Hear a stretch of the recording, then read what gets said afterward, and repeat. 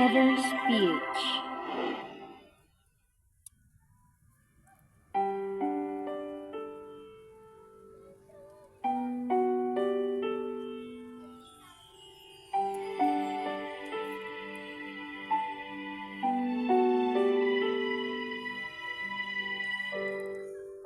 Naglalagay ng kolorete sa aking mukha para di nila malaman ang tunay na naganap, na ikaw at ako ay hindi na.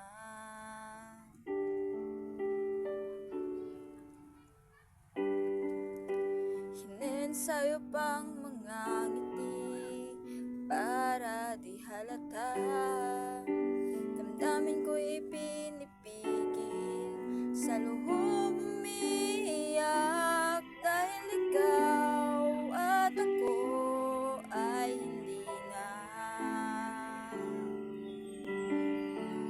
At ang hirap magpapanggap pa ba ako na ako ay masaya kahit ang totoo ay talagang wala ka na. At kung bukas pagmulat ng aking mata may mahal ka ng iba, wala na akong magagawa, di ba?